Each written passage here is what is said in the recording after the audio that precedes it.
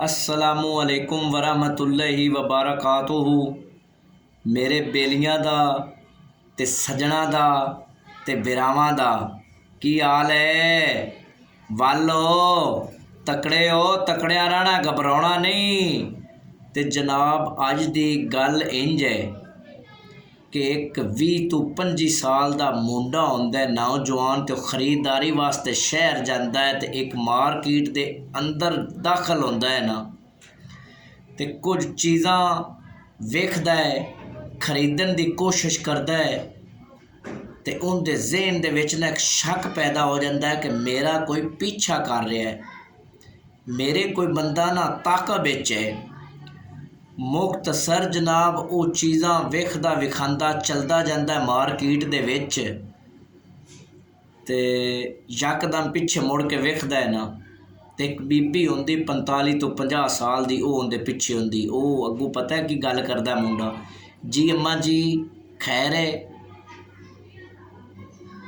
वो जिहड़ी बीबी है ना, जदों उन्हूं अम्मा जी सद्दा है ना, तो वो बड़ी खुश होंदी, तो पता है की गल करदी, कहंदी है कि बच्चा बेटा गल ये है कि मेरा भी एक पोतरा तेरे जिड्डा ते सागा तेरे रंगा, ते इस वास्ते मैं तो तेरे पिछे पिछे आई हाँ, ते तैनूं वेखदी रही हाँ। ते वो अगू जिहड़ा मुंडा है वो जवाब दिंदा है, अम्मा जी चलो कोई गल नहीं, तुहाडा बेटा नहीं है, पोत्र नहीं है, तो मैं भी तुहाडा पोतरी हाँ। वो बीबी जिहड़ी माई है वो आंदी, वाकई तू इस तरह, एक बारी होर मैनूं आख। वो दोबारा जिहड़ा मुंडा है ना, लड़का है, वो जनाब दोबारा आखदा है, अम्मा जी तुसी मैनू अपना पोतरी समझो। वो जिहड़ी बीबी ते माई है ना, वो जनाब उन्हें रोना शुरू कर दिता, ते जदों रोना शुरू कर दिता ना, ते उन्हें फिर उच्ची आख्या, अम्मा जी तुसी चुप कर जाओ, मैनू तुसी अपना बेटे ही समझो। ते वो बीबी कर गई चुप, उस आख्या फिर मैनू एक बारी और आख। वो जोर नाल उस मुंडे ने, उस लड़के ने दोबारा आख्या कि अम्मा जी तुसी मैनू अपना पोतरी समझो।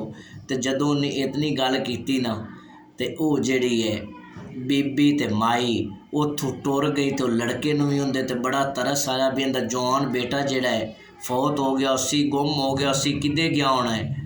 उनदे भी आंसू निकले है, तो वो आंसू पूंछ के ना ते अपनी खरीदारी करना शुरू कर दिंदा। खरीदारी करके ना जिहड़ियां चीज़ां वो खरीददा है, तो जदों काउंटर ते जांदा है ना, जिथे उन्हें बिल देना होंदा है, मेरे बेलियो ते लगदे हो, आखिरी गल बड़ी कीमती है, बस यही गल मैं तुहानूं दसना चाहता।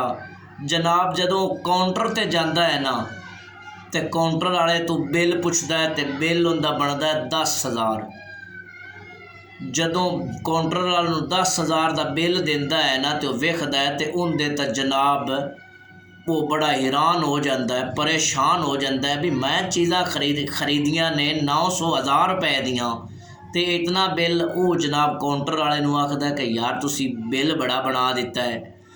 उस आख्या गल ये है, तो जिहड़ियां तेरे तू चीज़ां खरीदियां ने ना, उन्हां दा बिल है 960 रुपए, ते बकाया जिहड़ियां चीज़ां तेरी माँ ने खरीदियां ने, जिहड़ी उत्थे तेरे कोल खड़ी आई, उन्हें 9,000 ते कुछ रुपए दियां चीज़ां खरीदियां ने, दूसरियां होंदियां ने। मुख्तसर उन्होंने बेटा सद्दण की वजह के नाल वो 10,000 बिल पाया गया, तो उनके नाल हो गया फ्रॉड।